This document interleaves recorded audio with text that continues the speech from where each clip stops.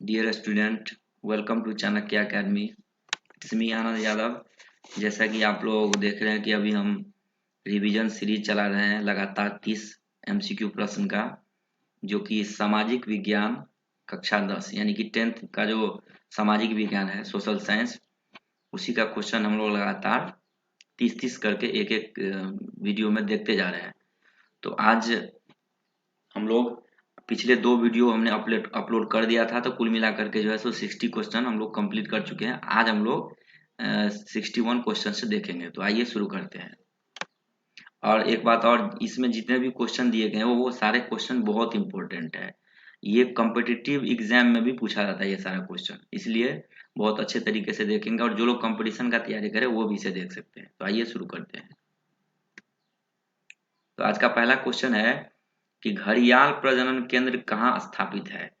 तो घड़ियाल प्रजनन का केंद्र जो है वो मुरैना में है, और मुरैना आपका जो है मध्य प्रदेश में पड़ता है, ग्वालियर के नजदीक। उसके बाद अगला क्वेश्चन है, भारत में उजला बाघ प्रजनन केंद्र कहाँ स्थापित है। तो भारत में उजला बाघ प्रजनन केंद्र नंदन कानन उड़ीसा में स्थापित है, और ये नंदन कानन आपको भुवनेश्वर के पास है।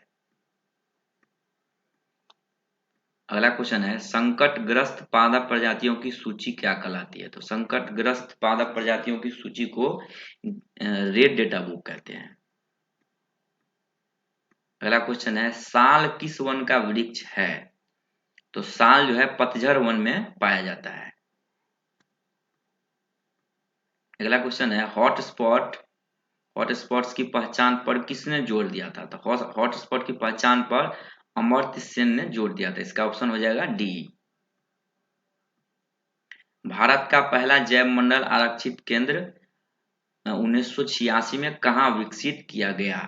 तो इसका आंसर हो जाएगा आपका नंदा देवी। याद रखेंगे, भारत का पहला जैव मंडल आरक्षित क्षेत्र 1986 में नंदा देवी में विकसित किया गया।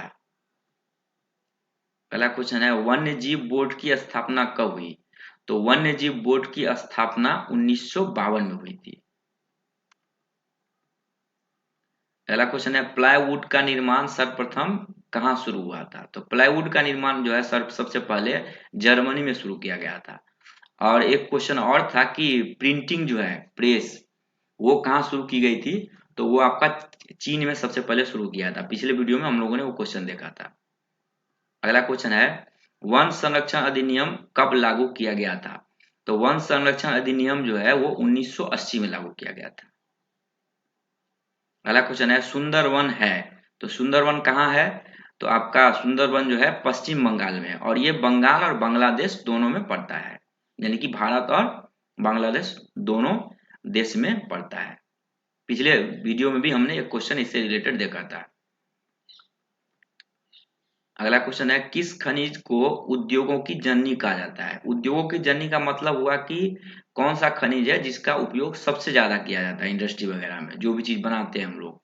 तो इसमें क्या है, लोहा का उपयोग सबसे अधिक किया जाता है। देखते हैं हम लोग कि जैसे रेलवे का कोई भी चीज हो, पुल वगैरह हो, तो जो भी चीज देखते हैं बड़ा बड़ा फैक्ट्री का जो उसका जो मॉडल वगैरह सब बनाया जाता है, उसमें सबसे अधिक लोहा का ही प्रयोग किया जाता है, इसलिए इसे उद्योग की जननी कहते हैं। अगला क्वेश्चन, सीमेंट उद्योग का सबसे प्रमुख कच्चा माल क्या है। तो सीमेंट उद्योग यह चूना पत्थर से बनाया जाता है। तो इसका आंसर हो जाएगा आपका ऑप्शन ए।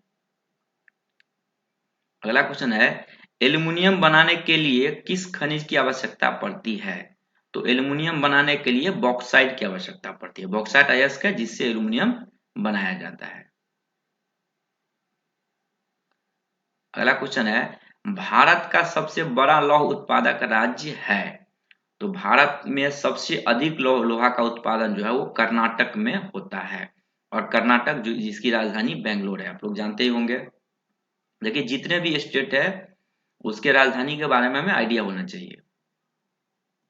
इसके बाद अगला क्वेश्चन है, निम्नलिखित में से कौन अधात्विक खनिज का उदाहरण है। निम्नलिखित में से कौन जो है अधात्विक, अधात्विक का मतलब होता है कि धातु जिसमें मतलब धातु की मात्रा नहीं हो। तो इसका आंसर हो जाएगा आपका अभ्रक।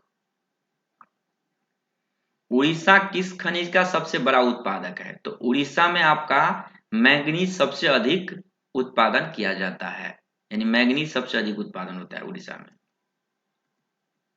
उसके बाद अगला क्वेश्चन है, इनमें से कौन लौह युक्त खनिज का उदाहरण है? तो कौन सा खनिज है जिसमें लोहे की मात्रा पाई जाती है? तो इसका आंसर हो जाएगा आपका मैंगनीज। 1 टन इस्पात बनाने में कितने मैंगनीज का उपयोग होता है? तो 1 टन इस्पात बनाने के लिए हमें 10 केजी यानी 10 किलोग्राम मैंगनीज चाहिए। इसका आंसर हो जाएगा आपका बी। इसके बाद अगला क्वेश्चन है, कौन लौह अयस्क का एक प्रकार है? तो इसमें से हेमाटाइट जो है वो लोहा का अयस्क है। तो इसका आंसर हो जाएगा आपका बी। अगला क्वेश्चन है, भारत में लगभग कितने खनिज पाए गए हैं? ध्यान दीजिएगा, भारत में कितने खनिज यानी कि भारत में अभी तक कितने खनिज ज्ञात हो चुके हैं? तो इसका आंसर हो जाएगा आपका 100। अगला क्वेश्चन है, इटली एवं जर्मनी के एकीकरण के विरुद्ध कौन देश था? इटली और जर्मनी के एकीकरण के विरुद्ध आपका ऑस्ट्रिया देश था। ऑस्ट्रेलिया जो देश है वो इटली और जर्मनी के एकीकरण के विरुद्ध में था, याद रखेंगे।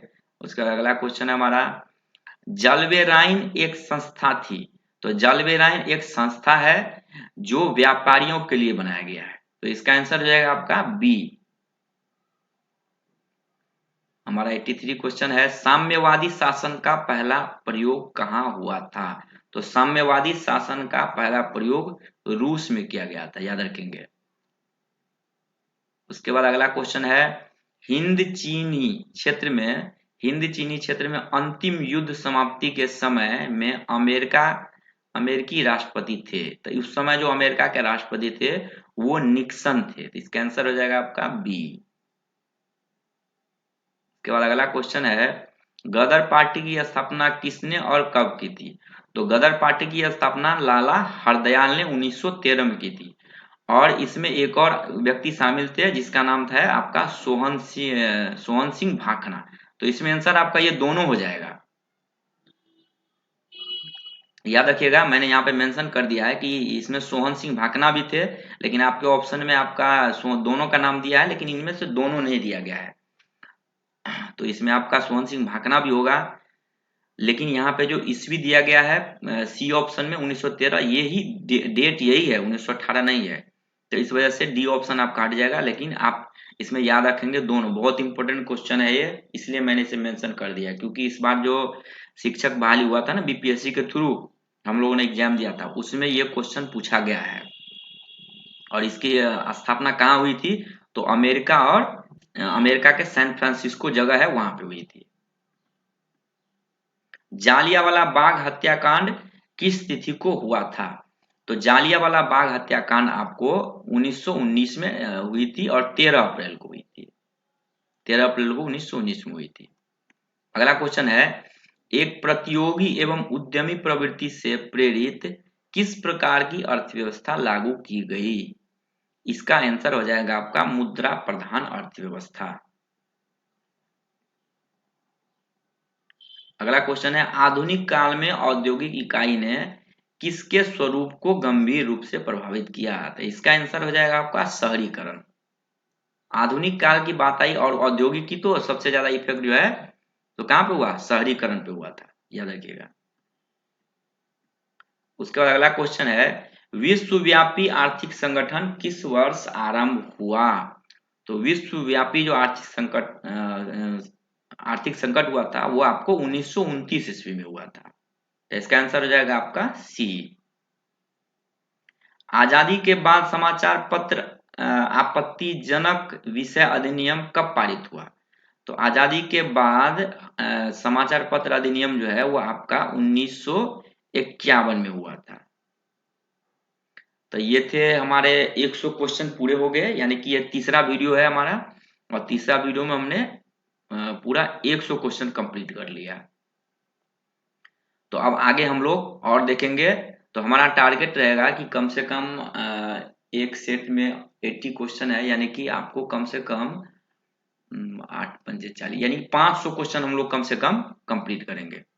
तो हमारे साथ बने रहने के लिए बहुत बहुत धन्यवाद। हमारे चैनल को सब्सक्राइब कीजिए, वीडियो को लाइक कीजिए और जितना ज़्यादा हो सके शेयर कीजिए। Thank you.